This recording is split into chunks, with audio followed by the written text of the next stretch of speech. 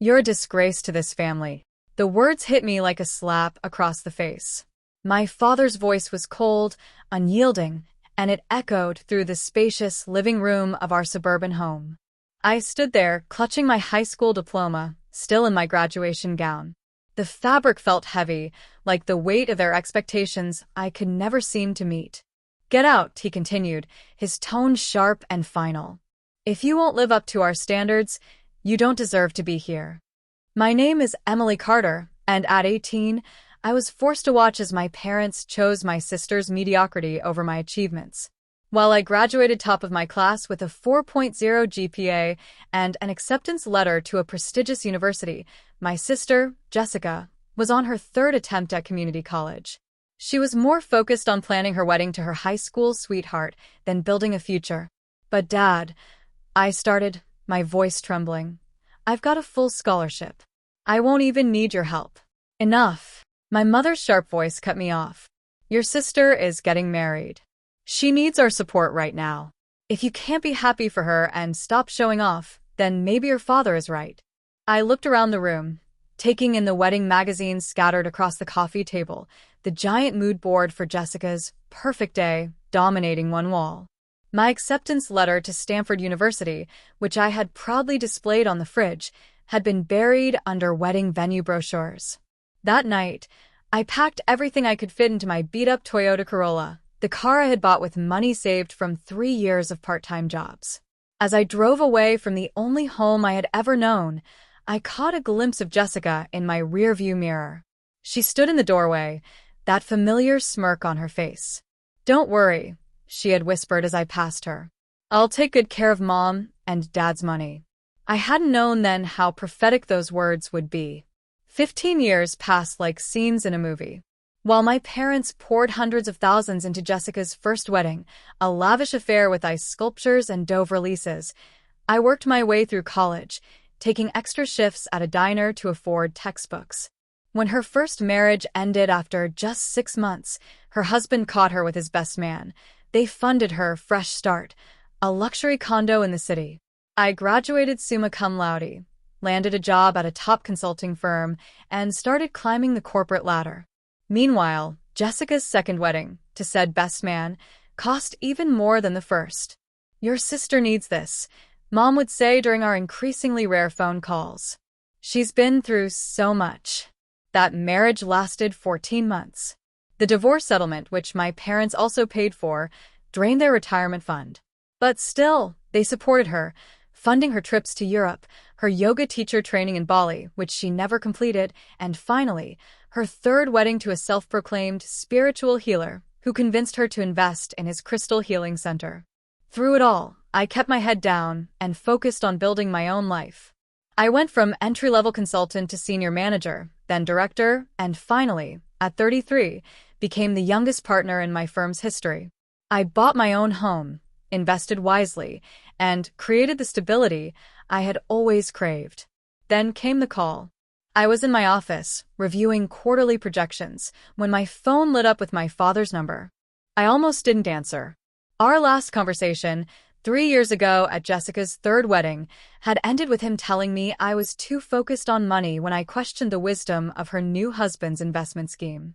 But something made me pick up. "Emily," my father's voice sounded older, friendlier than I remembered. "We need your help." I leaned back in my chair, looking out over the city skyline from my corner office. "What's wrong?" "It's everything," he said, his voice breaking. "The Crystal Healing Center. Jessica's husband, he took everything. Our savings, our retirement, even a second mortgage on the house. Then he left her for his yoga instructor. We're about to lose the house, and Jessica's moving back home. She's devastated."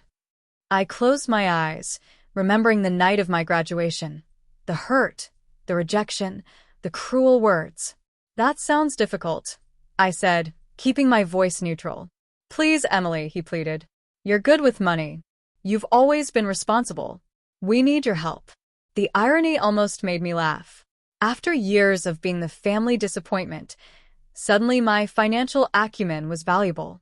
I thought about the college years I spent working double shifts, the nights I cried myself to sleep in my tiny studio apartment, The holidays I spent alone because I couldn't afford to travel home. Not that I was particularly welcome. How much? I asked. $300,000, he said quietly. Just to keep the house and settle Jessica's debts. She's in a very fragile state right now. $300,000. The exact amount I calculated they'd spent on Jessica's 3 weddings. The universe, it seemed, had a sense of humor. I see, I said, my voice calm. And what makes you think I have that kind of money? You're a partner now, he said. Your mother saw an article about your promotion in the business journal. And you've always been so careful with money. Careful, I repeated, the word bitter on my tongue. That's what you called it when I worked through college. Careful when I took the bus instead of accepting your help with a car. Help you readily gave Jessica. Careful when I missed family vacations because I was working overtime to build my career.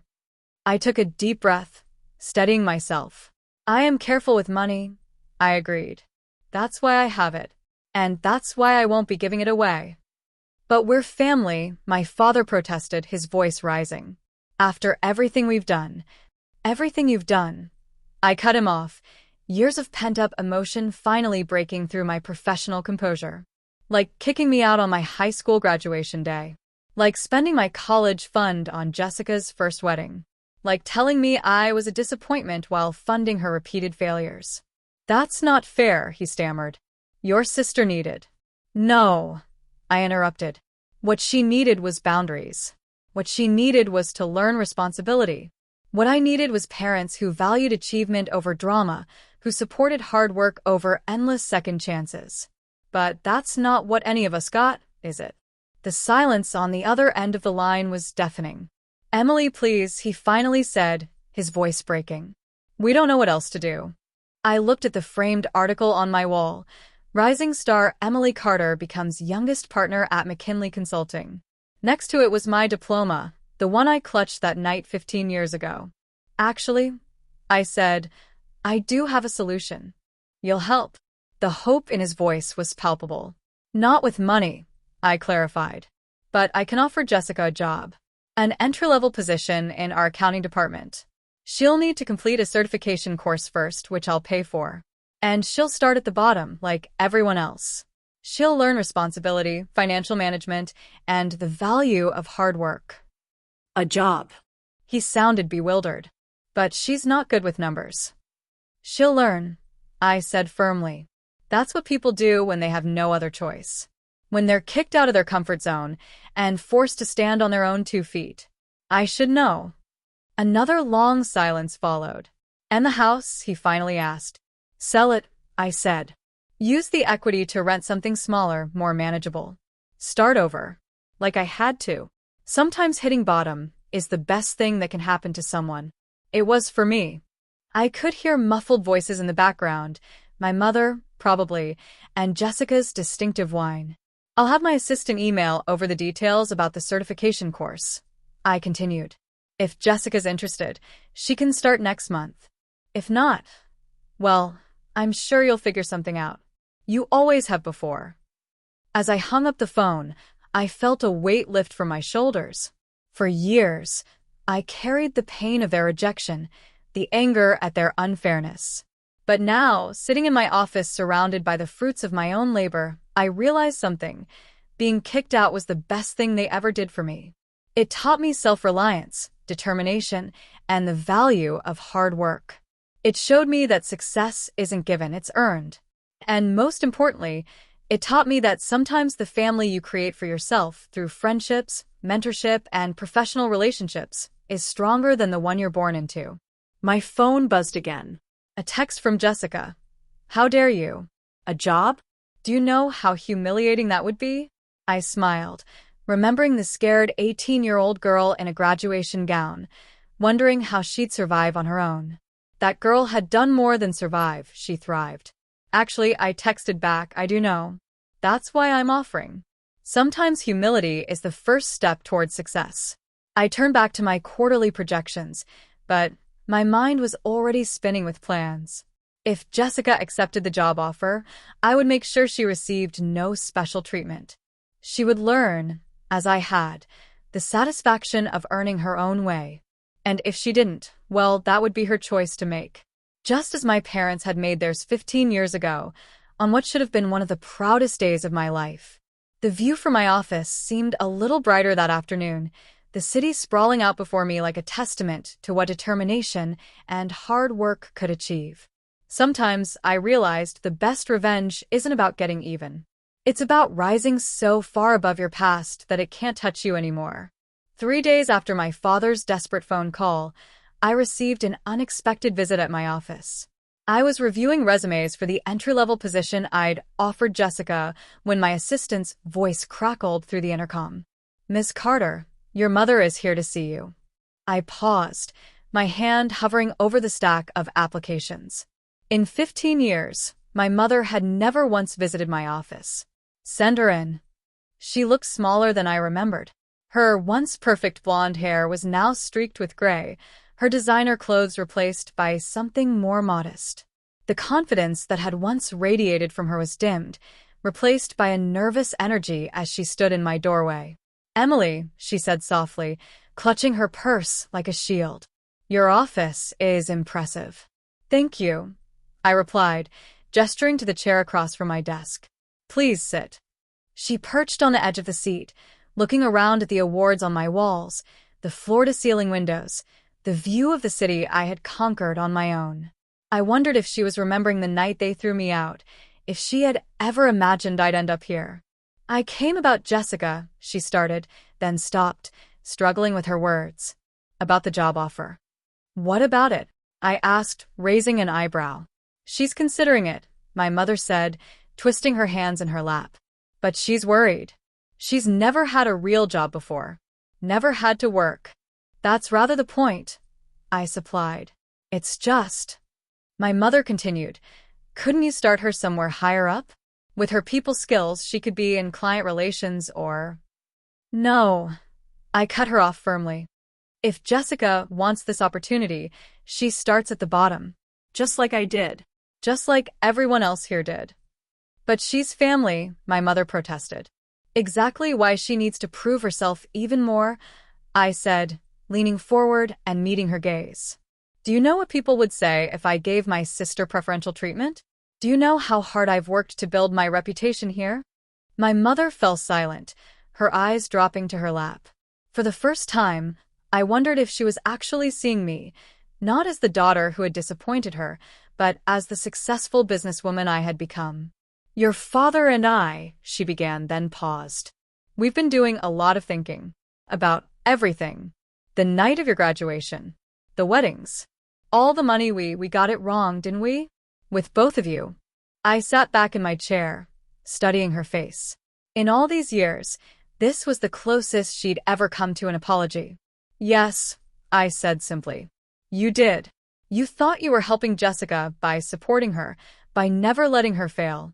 Instead, I gestured helplessly. "And me, you thought being hard on me would push me to need you more, to stay close to home. Instead, you pushed me away completely." I thought about the lonely nights in college, the holidays spent working while my classmates went home to loving families. "You did more than push me away, Mom," I said, my voice steady. "You threw me away." Tears welled in her eyes. "I know. And watching you now, seeing what you've built, I'm so ashamed." Part of me wanted to comfort her, to say it was all okay. But that would be another lie in a family built on lies and enabling behavior. "Good," I said firmly. "Use that shame. Let it guide you to do better." She looked up, startled by my directness. "If Jessica takes this job," I continued, "she'll need boundaries. Real ones. No more bailouts. No more enabling.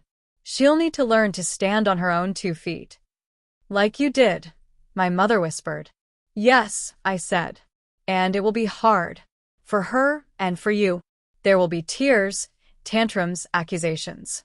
She'll try every manipulation trick that's worked in the past. The question is, are you strong enough to resist?" My mother straightened in her chair, something of her old strength returning. "We don't have a choice anymore. The money's gone. Everything we saved, everything we inherited, it's all gone." "There's always a choice," I corrected her. You could remortgage your house again, borrow from friends, drain what's left of your retirement. You could keep enabling her until there's nothing left. Or you could choose to change. She was quiet for a long moment, looking out at the city skyline. How did you do it? She finally asked. How did you become so strong? You gave me no choice, I replied honestly. The night you kicked me out, you took away every safety net I had. I had to become strong or break. I chose not to break. My mother stood up suddenly, smoothing her skirt with trembling hands. I should go. But Emily, thank you for the job offer, for being willing to help at all, after everything. I'm not doing it for you, I said. Or even for Jessica, really. I'm doing it because sometimes people need to hit rock bottom before they can start climbing up. I just hope she takes the opportunity. As my mother reached the door, she turned back. I saw the article about your promotion. I kept it, put it in the family album, next to Jessica's wedding photos. I know it's too little, too late, but I'm proud of you, Emily. So proud. After she left, I sat in my office for a long time, thinking about strength and weakness, about choices and consequences. My phone buzzed with a text from Jessica. Fine. I'll take this stupid job. But don't think this makes us even. I smiled, remembering my own first job, the humility of starting at the bottom. It's not about getting even, I texted back. It's about getting better. That evening, as I drove home to my peaceful house in the suburbs, so different from the chaos of my parents' home, I thought about cycles and how hard they are to break. My parents had created a dynamic where one daughter was always the star and the other the disappointment. Now those roles had reversed, but the pattern remained. Maybe it was time to break the pattern completely, not by winning or getting even, but by showing Jessica a different way. By being the sister I'd needed when I was 18 and alone. But first, she would need to learn the lessons I'd learned the hard way. And this time, there would be no shortcuts, no easy escapes. Sometimes, the kindest thing you can do for someone is to let them struggle, to let them fail, to let them learn. After all, that's how butterflies get strong enough to fly, by fighting their way out of the cocoon on their own. Jessica's first day at work was exactly what I expected. She showed up 20 minutes late, wearing an outfit more suited to a nightclub than an office, already complaining about the early start time. This is ridiculous, she huffed, following the HR manager who was showing her to her cubicle. I can't believe you're making me start at 8 a.m. Don't you know, I'm not a morning person? I watched from my office as she settled in, immediately pulling out her phone and scrolling through social media. Part of me wanted to march down there and set her straight, but I knew this was a lesson she needed to learn on her own. By lunchtime, my email was flooded with complaints from her supervisor. Jessica had refused to attend the training session, claiming she already knew how to use a computer. She had taken a 2-hour lunch break without telling anyone, and when confronted, she burst into tears and accused everyone of bullying her. Classic Jessica tactics, the same ones that had worked on our parents for years. But this wasn't our parents' house, and I wasn't going to enable her behavior. When she stormed into my office at 3 p.m., demanding to speak to me, I was ready. This is harassment, she declared, throwing herself into the chair across from my desk. They're treating me like I'm stupid, making me do data entry, like some kind of robot. I looked up from my computer, calmly. That's the job you agreed to take, Jessica.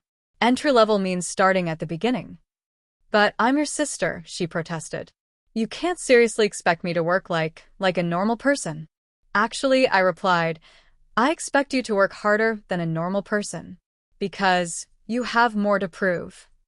Her face crumpled, tears threatening to spill.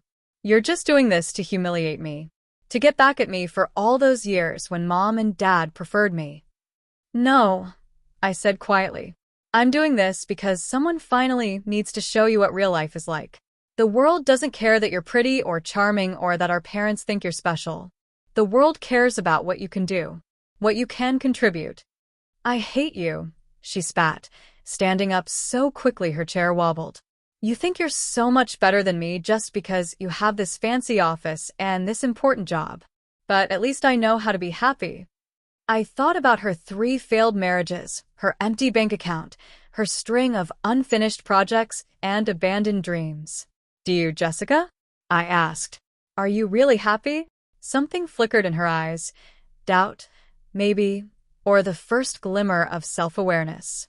But it was gone as quickly as it appeared, replaced by her usual defensive anger. "I quit," she announced dramatically. "I'd rather be homeless than work for my stuck-up sister." "That's your choice," I said, turning back to my computer. "But before you go, you should know, Mom and Dad have agreed not to take you back in if you quit. That was part of our arrangement." She froze halfway to the door. "What?" "They understand now that helping you means letting you face consequences. So if you quit, you're on your own. No more safety net." For the first time in her life, Jessica looked truly scared. "But where would I go?" "That's something you'll have to figure out," I said. Just like I had to figure it out at 18. She stood there for a long moment, her hand on the doorknob, her shoulders shaking slightly. Finally, she turned back to me. "I don't know how to do this," she whispered. And for the first time, I heard real vulnerability in her voice. "I don't know how to be normal." "I know," I said, softening slightly. "That's why I'm giving you this chance. Not to punish you, but to teach you." "I don't even know how to use Excel," she admitted, sinking back into the chair. "Everyone else seems to just know things." "They know things because they learned," I explained. "Just like you can learn. But you have to be willing to start at the beginning.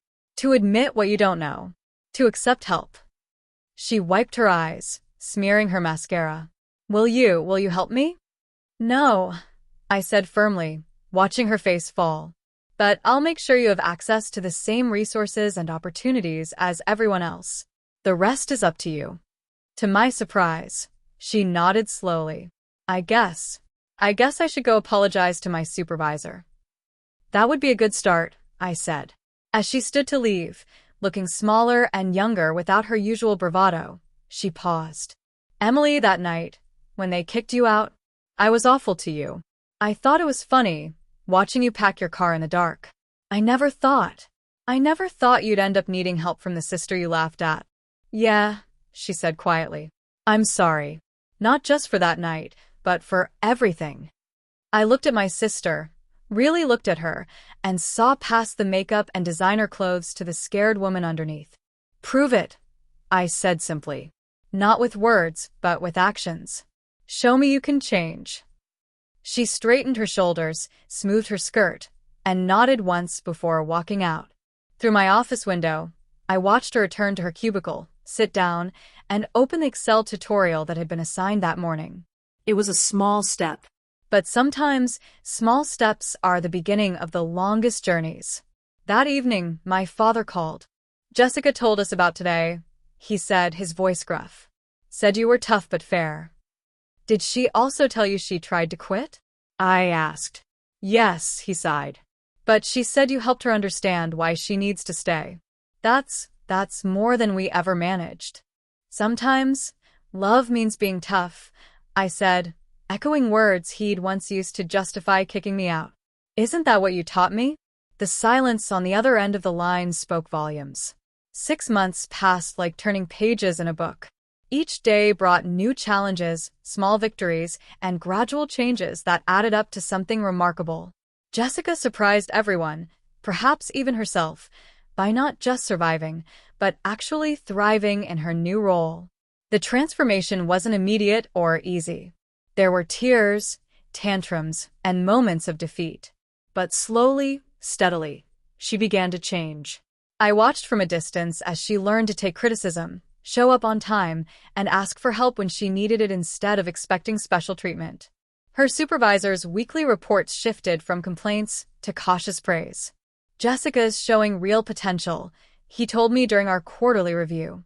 "She's not just learning the technical skills, she's developing a work ethic." I honestly didn't think she had it in her. Then came the day that changed everything.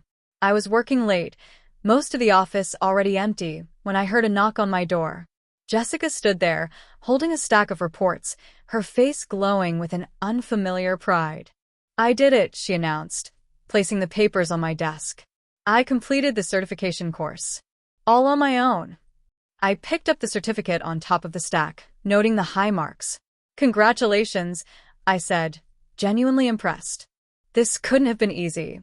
"It wasn't," she admitted, sinking into the chair across from me. "There were so many times I wanted to quit, to run back to Mom and Dad, to find some easy way out. But—" She paused, meeting my eyes.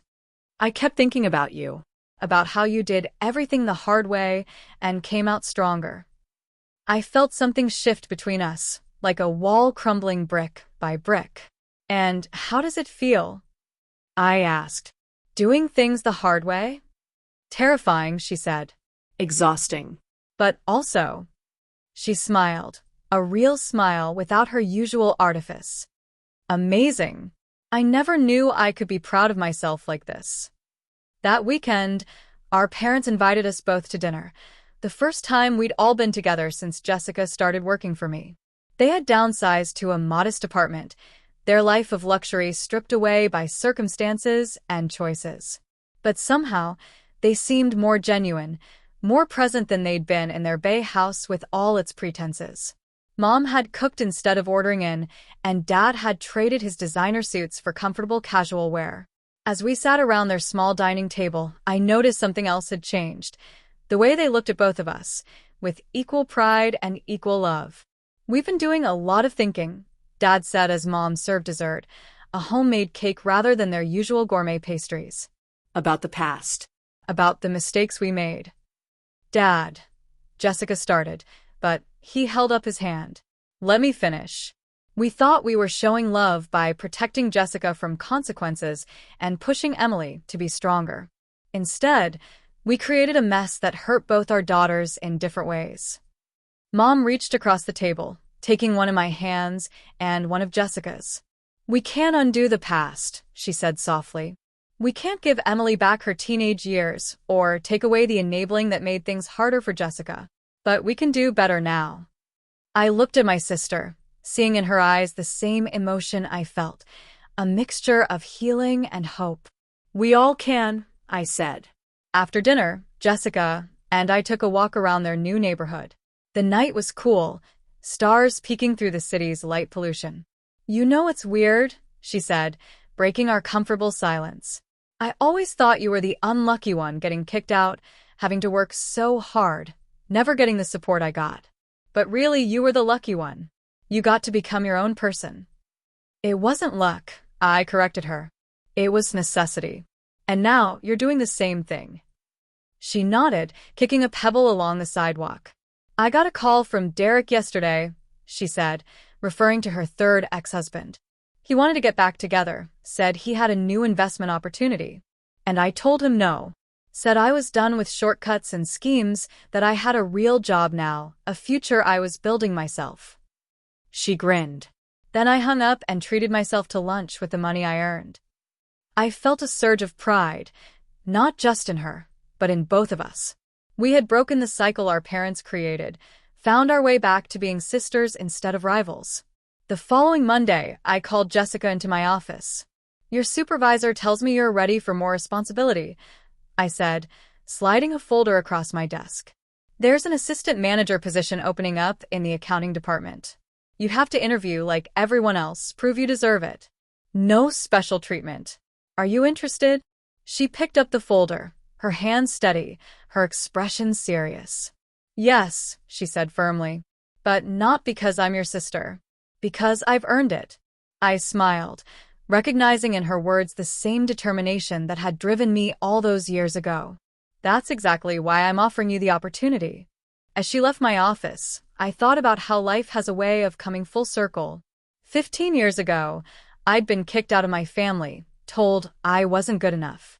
Now I was in a position to help that same family rebuild, not by enabling them but by showing them a better way.